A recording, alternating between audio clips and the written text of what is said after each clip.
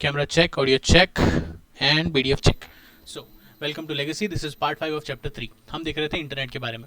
अभी हम आ गए, हमने पहले देख लिया है टेक्सोनोमी ऑफ कंप्यूटर सिक्योरिटीज. अभी हम देख रहे हैं internet privacy and ethical issues. Privacy क्या होती है?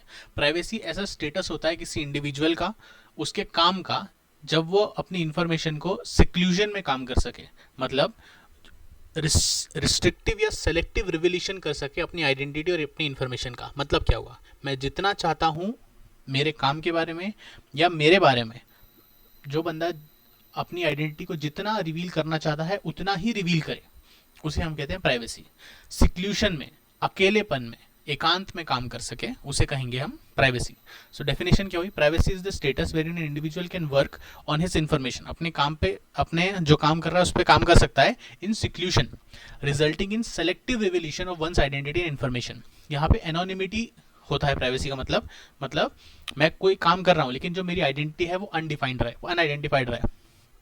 वो प्राइवेसी इंडिविजुअल अपनी सिक्योरिटी के लिए भी ज़रूरी है और जो इन्फॉर्मेशन जिस पे वो काम कर रहा है उसकी सिक्योरिटी के लिए भी ज़रूरी है. जो इन्वेजन ऑफ प्राइवेसी है can be avoided by issue of privacy loss. Privacy loss को इशू करके उसको अवॉइड करा जा सकता है.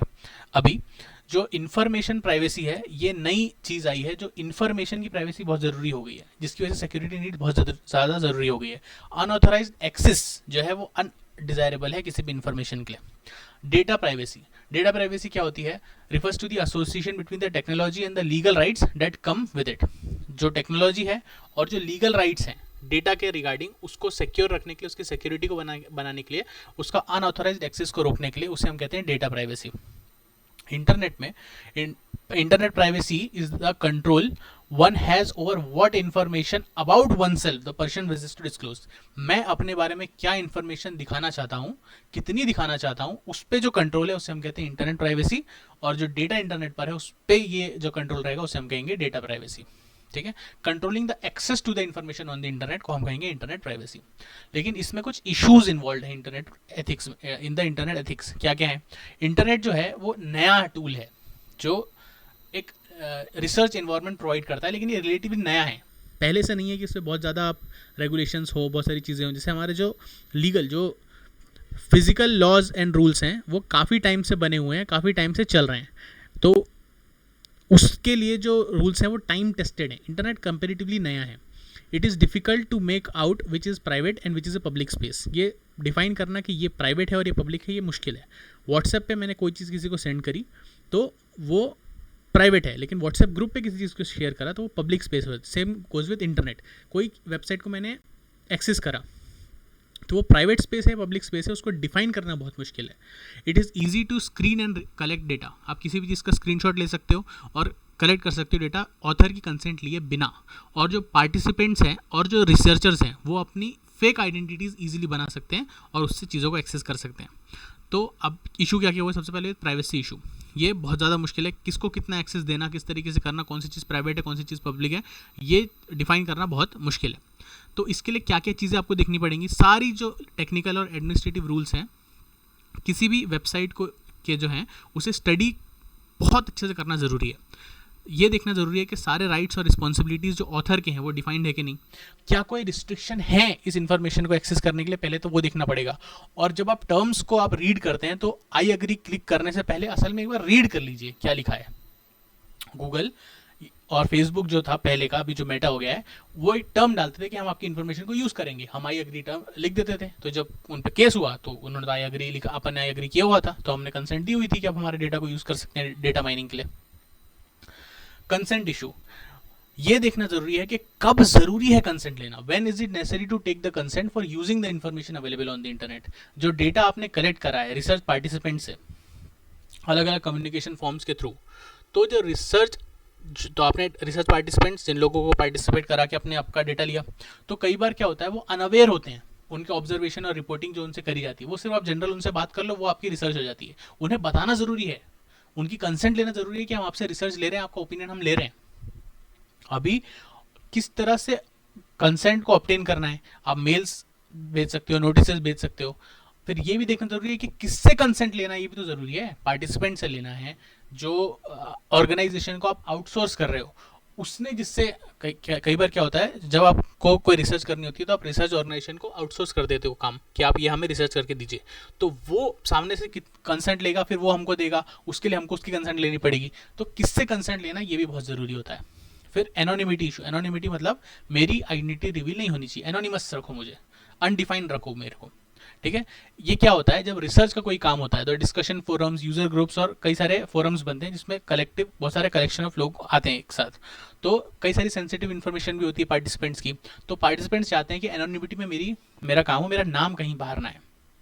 एनोनिमिटी आप मेंटेन कर सकते हो, जो आइडेंटिटी है उसके एलिमेंट्स को हटा के, मैसेज के हेडर को हटा दो, नाम का जो लिस्ट है उसको हटा दो।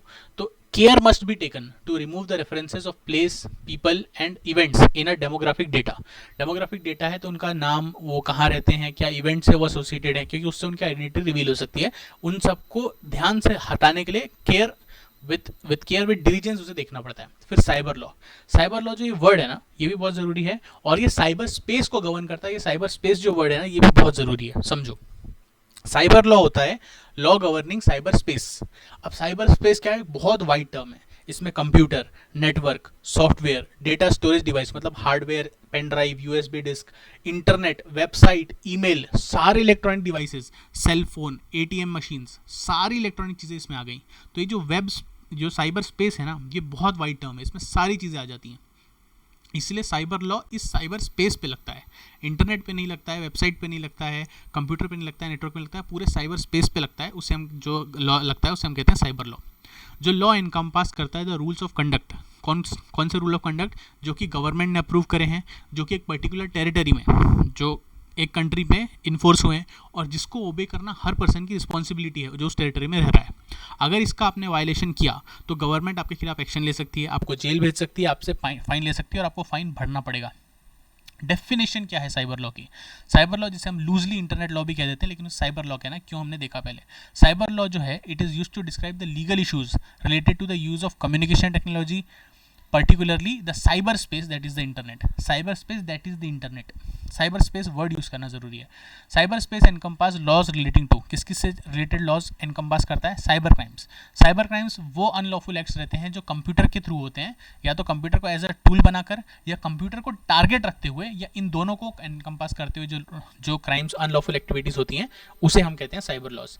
ई कॉमर्स हो गया, ऑनलाइन शेयर ट्रेडिंग हो गई, उसमें आपने कोई किस तरह का फ्रॉड किया, किस तरह का क्राइम किया, किसी की सेंसिटिव डेटा ले लिया, किसी का पैसा गलत तरीके से विड्रॉल करवा लिया, ये सब साइबर क्राइम में आता है। फिर इलेक्ट्रॉनिक, फिर इसमें कौन सा लॉ आता है? Electronic and digital signature. Digital signature क्या होता है, इलेक्ट्रॉनिक सिग्नेचर क्या होता है? ये इलेक्ट्रॉनिक रिकॉर्ड्स को ऑथेंटिकेट करने के लिए, साइन करने के लिए काम आता है। ये एक टाइप का इलेक्ट्रॉनिक सिग्नेचर है। इसमें 3 लीगल रिक्वायरमेंट्स होती है। जो साइनर है उसका ऑथेंटिकेशन जरूरी है, जो मैसेज जो जा रहा है उसका ऑथेंटिकेशन जरूरी है, और जो मैसेज है उसकी इंटीग्रिटी जरूरी है। मैसेज चेंज नहीं होना चाहिए बीच में। तो इससे ये जो टेक्नोलॉजी है, इससे जो हैंड रिटन सिग्नेचर्स है उससे ज़्यादा डिजिटल जो इन्फॉर्मेशन जा रही है उससे ज़्यादा ट्रस्ट वर्दी बनाने के लिए ये लॉज लगते हैं। Intellectual property, creations of human minds, मतलब आपने कोई स्टोरी बनाई, कोई गाना बनाया, कोई पेंटिंग बनाई, कोई डिज़ाइन बनाई, उसके ऊपर जो चीज़ लगती है, उसके ऊपर जो लॉज लगते हैं उसे हम कहते हैं इंटेलेक्चुअल प्रॉपर्टी, और उसके ऊपर जो लॉज लगते हैं वो साइबर लॉ के अंदर आते हैं। इसमें क्या क्या इंक्लूड होगा? कॉपीराइट लॉज आएंगे, मतलब कोई कंप्यूटर सॉफ्टवेयर है, कोई वेबसाइट आपने बनाई तो उसको आपने कॉपीराइट कराया। फिर cyber software and source code licenses होते हैं। ट्रेड लॉज, ट्रेडमार्क लॉज रहते हैं, आपने मेटा टैग्स बनाए, मिररिंग्स बनाई, फ्रेमिंग्स बनाई, लिंकिंग्स बनाई, डोमेन नेम्स बनाए। सेमीकंडक्टर के लॉज रहते हैं, production of semiconductor, internal circuit की डिजाइन रहती है, उसका लेआउट रहता है। फिर पेटेंट लॉज रहते हैं, कंप्यूटर का हार्डवेयर है, उसका सॉफ्टवेयर है, उसका आपने पेटेंट करवा के रखा था कि कोई और उसे इन्फ्रिंज ना कर सके। फिर डेटा प्रोटेक्शन एंड प्राइवेसी, उसके लॉज रहते हैं। ये जो लॉज रहते हैं वो एम क्या करते हैं? To achieve fair balance between the privacy rights of the individuals and interest of the data controller such as the banks, hospitals. उन दोनों के बीच में बैलेंस बना के रखने के लिए बैंक्स चाहेंगे कि हम डेटा यूज करें ताकि आपको अच्छी इन्फॉर्मेशन दे सकें, अच्छी सर्विसेज दे सकें।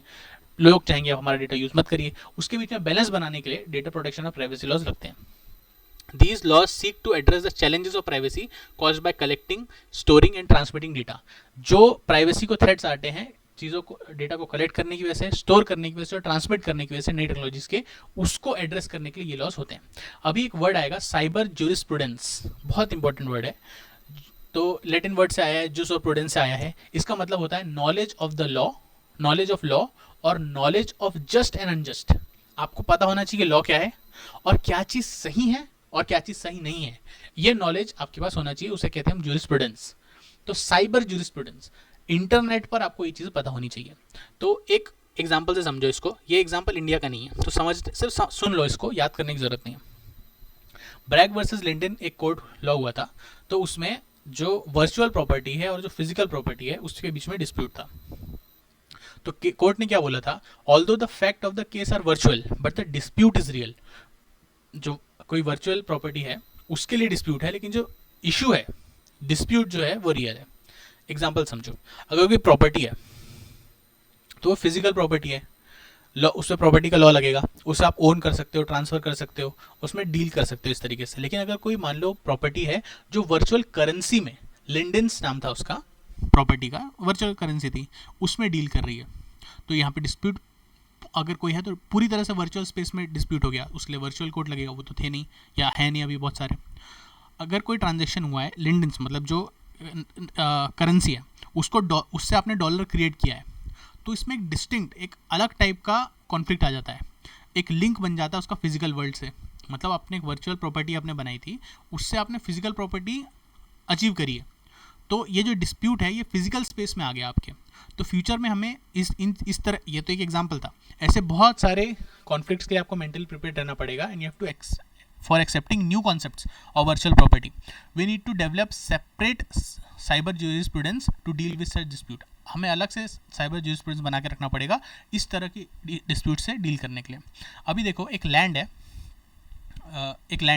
तो उस पर ट्रांसफर प्रॉपर्टी रखता है, रजिस्ट्रेशन एक्ट लगता है। लेकिन मान लो अगर कोई वर्चुअल लैंड है तो उस पर तो ये एक्ट लगते नहीं। एक कोई पीस ऑफ वर्चुअल लैंड है, तो अगर आप उसे कंसिडर करोगे unit of property which is created out of contractual agreement between the player and the gaming company, कोई गेमिंग कंपनी है तो उसने, एक गेमर ने उससे कोई लैंड खरीदा उसमें, तो क्या उसका वर्चुअल प्रॉपर्टी बोल के उसमें यूनिट ऑफ प्रॉपर्टी की तरह ट्रीट करोगे उसको? तो फिर अगर आप ऐसा करोगे तो वहाँ पे कॉन्ट्रैक्ट के लॉज लग जाएंगे। लेकिन वो जो कॉन्ट्रैक्ट लॉज रहते हैं उसमें मीटिंग ऑफ माइंड्स रहती है। आपको पता रहे मीटिंग ऑफ माइंड्स, आप दोनों सेम चीज़ कर रहे हो, सेम आप दोनों को पता रहना चाहिए क्या चीज़ आप बाय कर रहे हो, क्या चीज़ आप सेल कर रहे हो, तो उसको कॉन्फ्लिक्ट कर देगा। तो इस तरह के बहुत सारे छोटे छोटे डिस्टिंक्शंस, डिफरेंसेस, कॉन्फ्लिक्ट्स हैं। जब भी हम साइबर स्पेस के बारे में बात करेंगे, इंटरनेट की रिलेटेड चीज़ों के बारे में बात करेंगे, तो हमें उस प्रॉपर्टी को इमूवेबल प्रॉपर्टी ट्रीट करना पड़ेगा, लेकिन उसके लिए भी हमको नए लॉज बनाने पड़ेंगे। तो ये जो डिस्प्यूट है, dispute ignoring this basic thought behind the transaction considering it as something else, ये डिस्प्यूट है कि आप उसको कुछ और ही मान रहे हो। जो लीगल इश्यूज हैं relating to electronics and internet in this contemporary world are as being necessitated of new kind of jurisprudence. Cyber jurisprudence हमें एनालिसिस देता है लॉ उस जगह के लिए जहाँ पे कोई लैंड नहीं है, कोई बॉर्डर नहीं है, और सारी चीज़ें जो हैं फिजिकल वर्ल्ड से पूरी तरीके से अलग हैं, और विच में भी virtual from origin and nature, nature से भी वो वर्चुअल है और उनका ओरिजिन भी वर्चुअल ही है। ऐसा कुछ नहीं है कि उनका फिजिकल को जो ओरिजिन है वो कंप्यूटर पे ही बने हैं, इंटरनेट पे। एक मेटावर्स चल रहा है, मेटावर्स आने वाला है, तो मेटावर्स पे तो सारी चीज़ें आप वहीं पे खरीदोगे, वो कोई फिजिकल चीज़ नहीं है, वो मेटा है, वो कंप्यूटर पे बनाई हुई दुनिया है।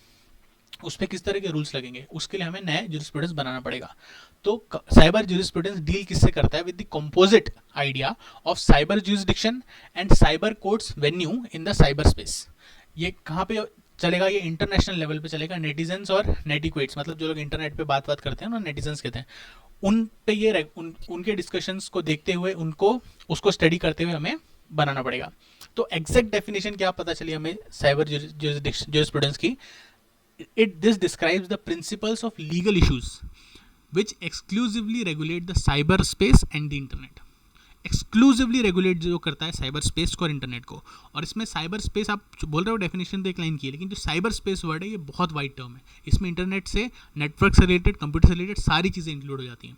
तो ये जो साइबर ज्यूरिस्प्रूडेंस है इसको धीरे धीरे करके हमें और इवॉल्व करना है और समझना है, ताकि हम इंटरनेट और उससे रिलेटेड वर्चुअल प्रॉपर्टीज़ को, वर्चुअल इवेंट्स को अच्छे से गवर्न कर सकें और उसके अराउंड लॉज बना सकें, ताकि सबके साथ फेयर ट्रीटमेंट हो। फिर समरी है ऑफ द चैप्टर और कुछ क्वेश्चंस देख लेते हैं। इंटरनेट, उसके मेरिट्स डिमेरिट्स क्या होते हैं हमने देखा है। कंप्यूटर नेटवर्क के कंपोनेंट्स क्या होते हैं, नेटवर्किंग क्या होती है, नेटवर्क टोपोलॉजी क्या होती है, नेटवर्किंग के यूज़ क्या होते हैं, मेट्रोपॉलिटन एरिया नेटवर्क क्या होता है, उसके कैरेक्टरिस्टिक्स क्या होते हैं, नीड फॉर कंप्यूटर नेटवर्क क्या होता है, लैन एंड वैन क्या होता है, हब क्या होता है, हमें डायग्राम से बताना है, मॉडर्न स्विचेस, ब्रिज राउटर्स क्या होते हैं, लैन वैन क्या होता है, स्टार रिंग टोपोलॉजीज क्या होती हैं, वायरलेस नेटवर्क्स क्या होते हैं, अलग अलग टाइप के वायरलेस नेटवर्क क्या होते हैं, ईमेल क्या होता है, हमें कुछ टर्म्स को डिफाइन करना है, जैसे साइबर लॉ अभी देखा, इंटरनेट सिक्योरिटी अभी देखा, स्टार टोपोलॉजी पहले देखा था, टी टोपोलॉजी पहले देखा था, इंटरनेट सिक्योरिटी क्या होता है, इंटरनेट प्राइवेसी क्या होता है, हमें शॉर्ट नोट लिखना है साइबर नोट पर, सर्च इंजन पर, इंटरनेट प्राइवेसी और एथिकल इश्यूज पर हमें को एक्सप्लेन करना है। सिंपल है, सारे क्वेश्चन हमने देखे हुए हैं। तो क्वेश्चन से आपको आइडिया लगता है कि आपको एक बेसिक आइडिया होना चाहिए और आपके पास शॉर्ट नोट लिखने जितना मटेरियल रहना चाहिए। आपको चीज़ें समझ में आनी चाहिए, फिर आपको अपने वर्ड्स में उसे लिख सकते हो, लेकिन आप पहले चीज़ों को समझ लो एक बार, फिर एक बार नोट्स को रीड कर लो, खत्म हो गई बात। Okay, this was it, see you in the next chapter.